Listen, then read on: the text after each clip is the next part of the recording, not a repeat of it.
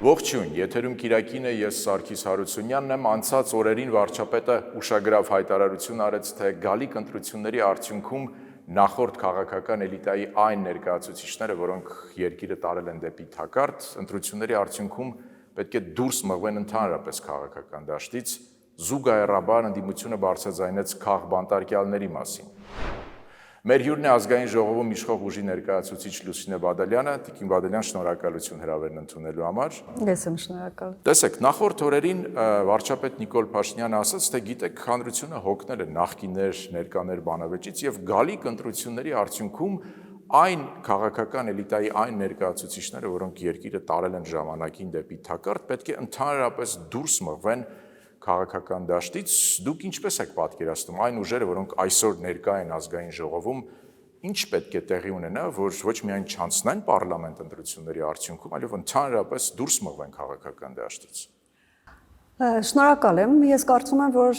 Նիկոլ Փաշինյանը, ինչպես նաև Հայաստանի Հանրապետության շատ քաղաքացիներ, որոնք այդ մասին շատ մտածում են, իր ցանկությունն է արտահայտել այդպիսով, որովհետև այս հարցում քաղաքական իշխանությունը որևէ բան անել չի կարող, որտեղ մենք ի սկզբանե որդեգրել ենք ազատ, արդար եւ թափանցիկ ընտրությունների սկզբունքը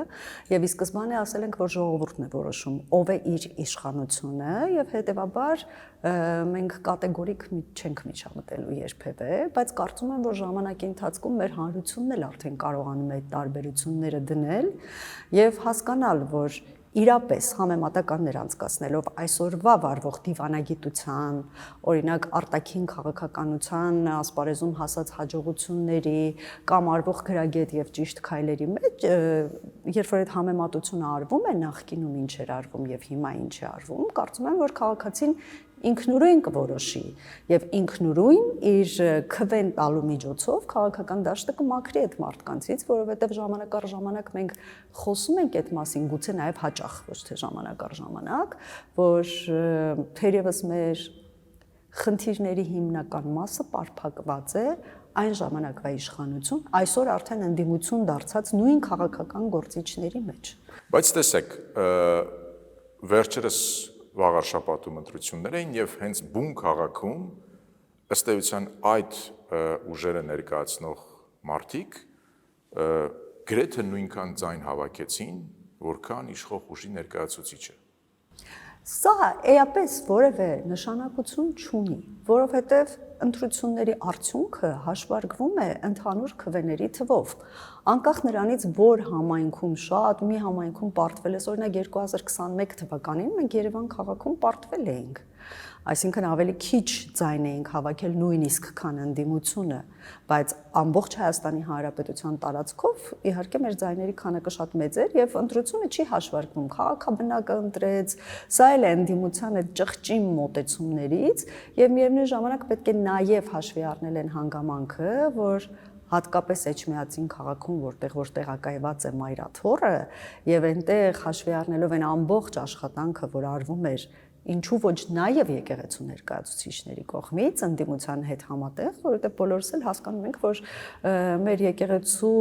որոշ բարձրաստիճան հոգևորականներին ձեռնտու չէ մեր իշխանությունը, այլ ձեռնտու է շատ կոնկրետ, քաղաքական թիմ, որին իշխանության բերելու համար ջանք ու եռանդ չի խնայվելու եւ կարծում եմ, որ նրանք բավականին լուրջ աշխատանք կատարել էին եւ պետք է գնահատել այդ աշխատանքը։ Դուք նկատի ունեք եկեղեցու բարձրաստիճան որոշ ներկայացուցիչներին ձեռնտու է, որպեսզի երկրորդ նախագահը, երրորդ նախագահը գան իշխանության։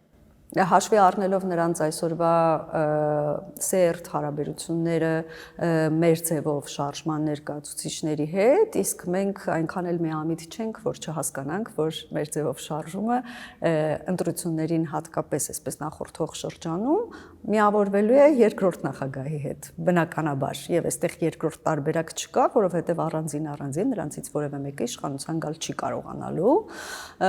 եւ այդ միավորումը, չգիտեմ, երրորդ նախագահը կմիանա, թե չի միանա, բայց այնուամենայնիվ այն քաղաքական ուժերը կամ քաղաքական ուժերի միավորումը, որի մասին խոսում էր Նիկոլ Փաշինյանը, որոնցից պիտի մաքրվի քաղաքական դաշտը,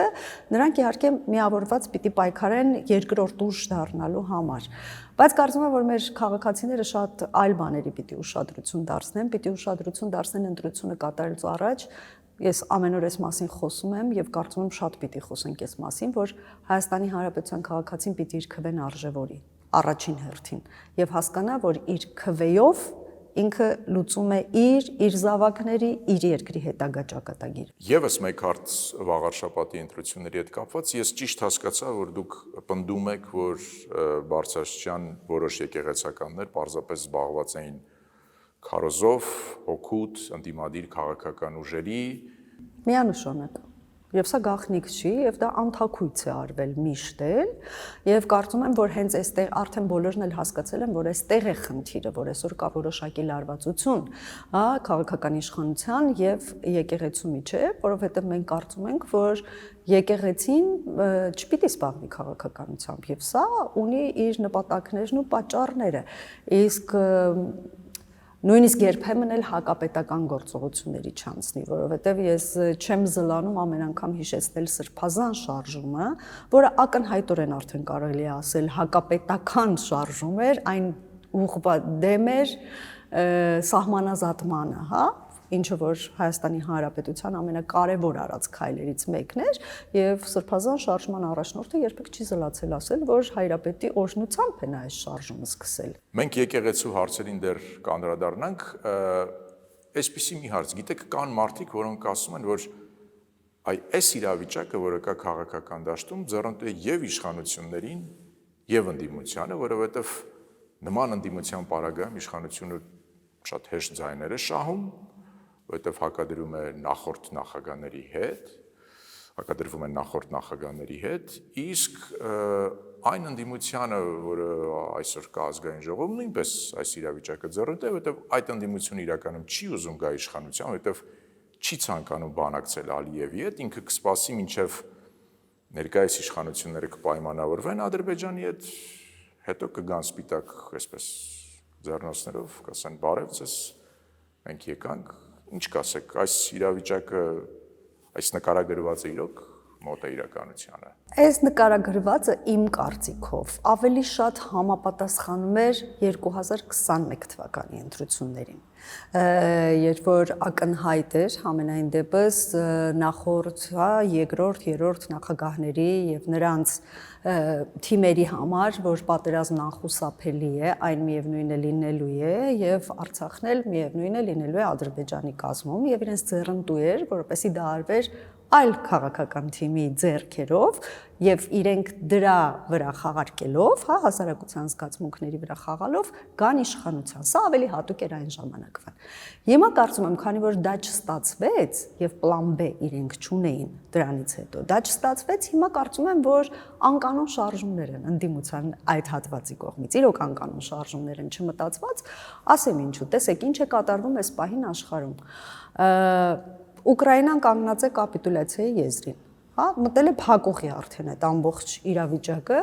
Ես այսօր ճանապարհին մտածում եմ, որ տեսեք, Ուկրաինան այսօր ունի այն զգացողությունները, ինչ որ մենք ունեինք 2020 թվականի նոյեմբերի 9-ին։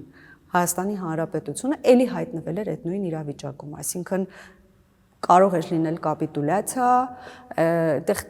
փակուղի էր, ելք այլևս չէր երևում եւ հաշվի համեմատականներ անցկացնելով այնտեղ կան 100,000-ավոր զոհեր, տարիներ շարունակ այդ զրկանքները եւ արդեն սպառված տնտեսությունը, սպառված բոլոր առումներով հայ ենթակառուցվածքներով եւ այս պահին դու լրիվ թևաթափ անող իրավիճակ է, ինչ իրավիճակ, որ մենք ունեինք նախկինում։ Այս ամենին հետո համեմատում ես Հայաստանի Հանրապետությունը, ուր կարողացավ հասնել, այսինքն կարողացավ խուսափել այն վերջնական կործանումից, ինքնիշխանության կորուստից եւ այլն, եւ իր իսկ տարածքներից Հայաստանի Հանրապետության միջազգայինորեն ճանաչված տարածքներից որևէ բան չկորցնելով, այսօր ինքը արդեն լրջագույն բանակցությունների մեջ է Մերձավոր Արևելքի հետ, Ամերիկայի Միացյալ Նահանգների հետ, Եվրոպական միության անդամ երկրների հետ եւ լուրջ արդյունքներն էլ ենք մենք տեսնում։ Հիմա Հայաստանի Հանրապետությունը իր լուրջ եւ գրագետ դիվանագիտության շնորհիվ հասել է ինչ-որ մի կետի, որին երբեք չէր կարողացել հասնել։ Այս համեմատության մեջ, երբ որ դու նայում ես, հետո նայում ես մեր ընդդիմությունը ինչ հարցեր է բարձրացնում այս ընթացքում։ Մենք ունենք լրջագույն խնդիրներ, ինտելեկտուալ կրիզիս ունենք, հա, այս հիմնական առաջին շարքերում կանգնած ընդդիմության հետ եւ դրա համար էլ կարծում եմ, որ Հայաստանի Հանրապետության քաղաքացին իր իսկ շահերից ելնելով պիտի դուրս թողի նրանց ընդհանրապես քաղաքական դաշտից եւ տեղ բացի այն քաղաքական ուժերի հետ համար, որոնք գուցե եւ էլ ավելի խիստ կլինեն իշխանության նկատմամբ, բայց այդ խստության հիմքում դրված կլինի Հայաստանի Հանրապետության բարօրությունը։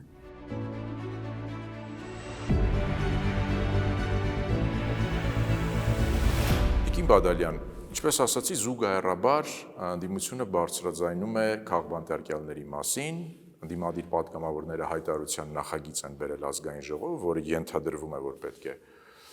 ազգային ժողովը ընդունի այդ հայտարարությունը, չնայած հասկանալի չէ, եթե մեծամասնությունը դեմ է այդ հայտարարության, ինչպես կարող է ազգային ժողովը նման հայտարարություն ընդունել։ Թիվը նշվում մոտ 6 տասնյակ քաղբանտարկյալներ ըստ ընդդիմության կան Հայաստանում։ Ինչ կարող եք ասել։ Հայաստանի Հանրապետությունում չկան քաղբանտարկյալներ եւ ես դա ասում եմ ամենայն վստահությամբ, որովհետեւ այն մարդիկ, որոնք որ այս պահին իրավապահ համակարգի ուշադրության կենտրոնում են եւ որոշակի գործընթացներ են ընթանում, այդ մարդիկ արել են հանցագործություններ։ Նրանց մի մասը ներգրաված է եղել ահաբեկչության մեջ, մի մասը կաշառքի գործով է գնացել, մյուս մասը Հայաստանի Հանրապետության քաղաքացու սահմանադրական իրավունքները խախտելու համար, ասենք, չգիտեմ,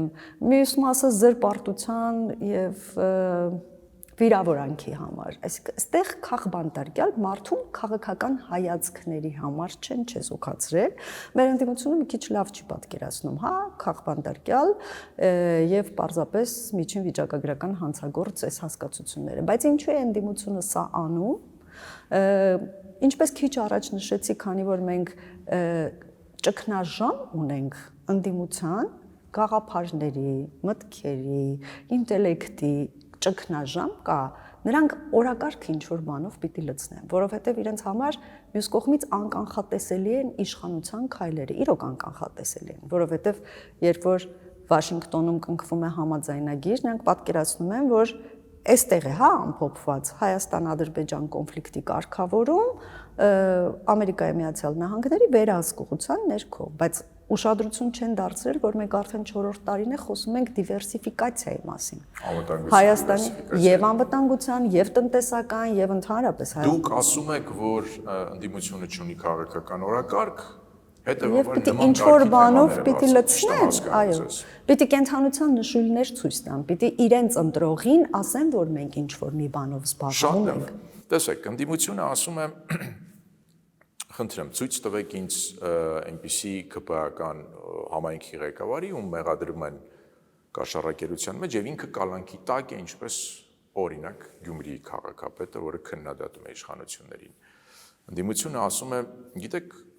իրավապահ մարմինները եկան ռուսաստանցի օլիգարխ Սամվել Կարապետյանի հետևից, այն բանից հետո, երբ որ Նիկոլ Փաշինյանը հայտնի գրառումները կատարեց։ Ինչ կարող եք ասել այս քննադատությանը։ Որևէ բան ասելու իմաստ անգամ չունի, որովհետև ինչպես եք պատկերացնում,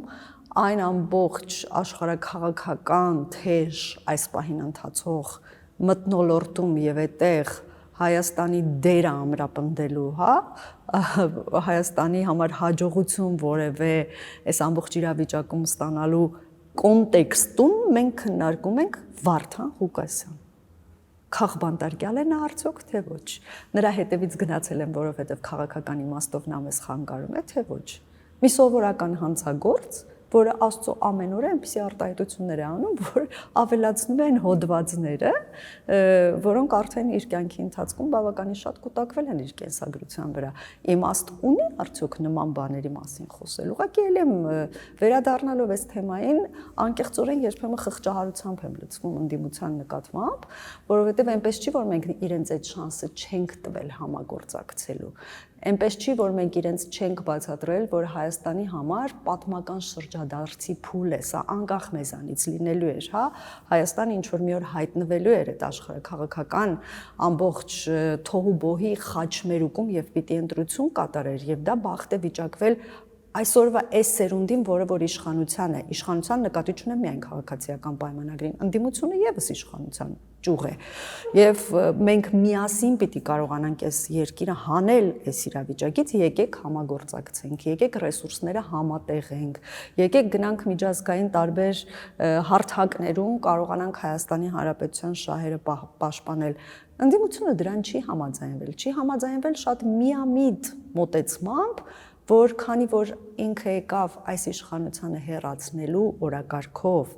եւ եկավ Նիկոլ Փաշինյանին բանտարկելու օրակարգով եւ իր ընտրողը իրենից դա է սպասում, իր ընտրողին հետաքրքիր չի Հայաստանի Հանրապետության ապագան եւ ընդդիմությունն է շատ անելանելի վիճակում հայտնված իմ կարծիքով, երբ որ սկսում ես վերլուծել։ Եվ այս իմաստով, քանի որ այնտեղ ուրիշ որևէ անելիք չկա եւ գործընթացներից դուրս են մնացել, հետեւաբար եւ չունենել այնպիսի տեխնացուներ, որոնց շահերը հանգիստ խղճով կարելի է պաշտպանել, իրենց բերած տեխնացուները Վարդան Ղուկասյաններն են։ Այն էլ ինչու, որովհետև շատ լավ գիտեին, որ շուտով քրեական գործեր են լինելու, քաղբանտարկյալ թեման միջազգային ասպարեզ հանելու համար դարձնում են տեխնացու Դավիթ Համբարձումյան, ճիշտ եմ հիշում երևի անունը Մասիսի քաղաքապետի Վարդան Ղուկասյան եւ այլն, այս ցանկը կարելի է անverջ Էջմիածնի ընտրությունների ժամանակ մասնակցող տեխնացուն Սևակ Խաչատրյան, եթե չեմ սխալվում։ Այսինքն բոլոր նրանք, ում վրա արդեն կային քրեական գործեր եւ խնդիրը հանգուցալուծման եզրին էր, նրանք դարձնում են տեխնացու, որպեսզի քաղբանտարկյալի տպավորությամբ կարողանան ներկայանալ աշխարհում գոնե մի օրակարգ ունենան։ Սա է ընդամենը։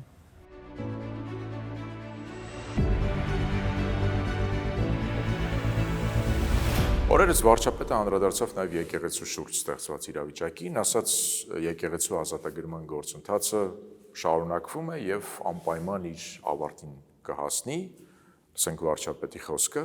Մայրաթոռի ազատագրման գործընթացը սկսել է, ընթանում է եւ անխուսափելիորեն հասնելու է տեղ։ Տիկին Բադալյան, դուք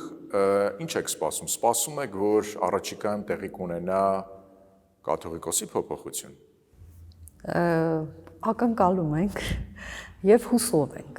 որ տեղի կունենա։ Ես մեխանիզմները չգիտեմ, անկեղծ ասած չեմ պատկերացնում ինչպես է դա տեղի ունենալու, բայց կարծում եմ, եթե մի փոքր բարոյականության նշույլ անգամ մնացել է եկեղեցու բարձրաստիճան որոշ հոգևորականների մոտ, ապա լավ կլինի, որ նրանք ինքնուրույն այդ որոշումը կայացնեն։ Ես կարծում եմ, որ եկեղեցին էլ է ճգնաժամի մեջ, ոչ միայն հոգևոր, այլ նաև արժեբանական ճգնաժամի մեջ, որովհետև եկեղեցին առաջինը պիտի շահագրգռված լինի ուժեղ պետություն ունենալով, որովհետև այդ պետությունն է իրեն պաշտպանելու, ճիշտ է, մենք պատմականորեն սովոր ենք նաև ասել եւ սովոր ենք կարդալ ու սովորել, որ ծանր պահերին, երբ որ պետություն չի եղել իր քաղաքացուն պաշտպանելու համար, այդ գործառույթը վերցրել է եկեղեցին, բայց դա չի նշանակում, որ եկեղեցին միշտ պիտի այդ գործառույթը վերցնի։ Ինչ պատմական հանգամանքներում գուցե մենք չենք կարողացել պահպանել մեր պետությունը, բայց հիմա մենք պայքարում ենք դրա համար եւ եկեղեցուն էլ կարող ենք պաշտպանել, թե որպես Հայաստանի Հանրապետության քաղաքացիներ, որ միավորված են միտեղ, թե որպես ինստիտուտ, հա, որը որ ունի իր առաքելությունները, պարտականությունները, ինչպես նաև իրավունքները, բայց այս ամբողջ ճգնաժամային իրավիճակում նաև հաշվի առնելով ժողովրդի մեջ տարածված են տարբեր խոսակցությունները եւ տարբեր մեղքերի առկայությունը, որ գոյություն ունի մի քանի հոգեվորականների կյանքում, կարծում եմ, որ այդ մեղքերից ձերբազատվելու լավագույն տարբերակը ուղղակի ինքնուրույն հրաժարվելն է եւ գիտելիքները օգտագործել, օգնել այլ հոգեվորականների մաքուր անաղարտ պահելու եկեղեցին, որտեղ մենք իրոք այս պատմական փուլը պատվով հաղթահարելու եւ ավելի պոզիտիվ, հա, փուլ մտնելու համար մենք ունենք նաեւ եկեղեցու կարիքը։ Լավ, դուք սպասում եք, որ ակնկալում եք, որ փոփոխությունը տեղի կունենա կաթողիկոսի մինչև ընտրություններ, ինչը մարդիկ մտածում են, որ հավանաբար քաղաքական դիվիդենդներ կբերի իշխող ուժին։ Ես կարծում եմ, որ ավելի շատ ոչ թե մենք ենք ակնկալում մինչև ընտրություններ կաթողիկոսի գնալը, որովհետև տեսեք, էլի, այն բոլոր հաջողությունները… Բայց կա այդ ակնկալիքը։ Դա եմ ուզում բացատրել։ Տեսեք, այն բոլոր հաջողությունները, որ մենք գրանցել ենք որպես քաղաքական թիմ եւ որպես պետություն արտաքին քաղաքականության ասպարեզում համեմատելի չի կաթողիկոսի հեռանալ կամ չհեռանալու հետ։ Այսինքն ժողովուրդը մեզ չպիտի ընտրի նրա համար, որ կաթողիկոսը գնաց կամ չգնաց, ժողովուրդը պիտի ընտրի մեզ նրա համար, որ մենք խաղաղության օրակարգը հաջողությամբ առաջ ենք տանում։ Իսկ եթե կաթողիկոսի տեսանկյունից նայենք, այո, կաթողիկոսը իմ խորին համոզմամբ ժամանակ է ձգում մինչև ընտրություններ, հույս ունենալով, որ որևէ արտաքին ուժերի օգնությամբ Հայաստանում իշխանափոխություն տեղի կունենա եւ ինքը այս բոլոր խնդիրներից կազատագրվի եւ դրա համար էլ կաթողիկոսը որևէ բան չի հերքում, որևէ արտահայտություն չի անում, որևէ ոչ դժգոհություն, ոչ գոհունակություն այս ընթացքում ցույց չի տալիս, որովհետեւ իր առջև դրված է մեկ, նպատակ, մեկ թիրախ, ինչ որ մի կերպ ժամանակը ձգել մինչև ընտրություններ սպասելով դրսից օգնության։ Օրինակ, մենք տեսնում ենք, որ ազգային ժողովում վարչապետը հղում կատարելով մամուլի հրապարակումներին ասում է, որ կաթողիկոսի եղբայրը KGB-ի գործակալը, մոտ 2 շաբաթ հետո տեսնում ենք Ռուսաստանի նախագահ Ալեքսանդր Նևսկու շքանշան է հանձնում ռուսահայոց այսպես թեմի առաջնորդին։ Դուք նկատի ունեք արտաքին ուժեր Ռուսաստանում։ Այո, ես կարծում եմ, որ դա ամենայն դեպսային սուբյեկտիվ մոտեցումն է, կարծում եմ, որ դա ակնարկ էր ամենայն հայոց կաթողիկոսին, որ մի քիչ էլ դիմացի մեր օգնությունը միշտ կլինի։ Ինչ վերաբերում է շքանշան հանձնելով կաթողիկոսի եղբայրը նման կերպ ակնարկում է, որ այո, ես կարծում եմ, որ ոչ Վլադիմիր Պուտինը ամենամիամիտ մարդկանցից չէ եւ հենց այնպես էմոցիոնալ որևէ բան չի անում եւ միևնույն ժամանակ կարծում եմ, որ ոչ էլ կաթողիկոսը, ոչ էլ նրա եղբայրը Եզրասը աշխարհի ամենամիամիտ մարդկանցից չեն եւ վատ լուր ունեմ մեր ընդդիմության համար, ամենամիամիտ մարդկանցից չէ նաեւ Նիկոլ Փաշինյանը, այսինքն երբ որ մենք շեշտում ենք, որ հղում կատարելով լրատվական դաշտում եղած ինֆորմացիայի վրա, կարծում եմ այստեղ էլ մեկ այլ ակնարկ կա կաթողիկոսին եւ որ այս կողմից էլ կա ակնարկ, որ ավելի լավ կլինի ծայրահեղ քայլերի չդիմել եւ ինքնուրույն հանգուցալուծել այս հարցը։ Ես անձամբ երազում եմ այդ օրվա մասին, երբ որ Հայաստանի Հանրապետությունը որոշում կընդունի լուստրացիա անելու բոլոր գործակալներին, որոնք որ կամ ազդեցության գործակալներին, կամ ուղիղ, կամ անուղղակի լուստրացիա կանի ուղղակի եւ ինչպիսին էլ լինի այդ գործակալը, մանր թե մեծ, փոքր գործով զբաղված լինի թե մեծ, օրենքի առջև պատասխանատվություն պիտի կրի։ Երբ որ մենք արդեն կկարողանանք ընդհուպ մոտենալ այդ իրավիճակին, ես կարծում եմ, որ բավականին ծանր զգացողություններ շատերս կունենանք, շատ հայտնի գործիչների կամ շատ քաղաքականության կարկառուն ներկայացուցիչների վերաբերյալ եւ կարծում եմ ինչ որ միտեղ փորձում ենք հապաղել հուսալով, որ ինքնըստինքյան այս ամբողջ իրավիճակը կհանգուցալուծվի։ Շատ շնորհակալություն ձեզ հարցազրույցի համար։ Ես հիշեցնեմ, որ հյուրընկալել էինք ազգային ժողովում իշխող ուժի ներկայացուցիչ Լուսինե Բադալյանին, ձեզ հետ Սարգիս Հարությունյանն էր, կհանդիպենք։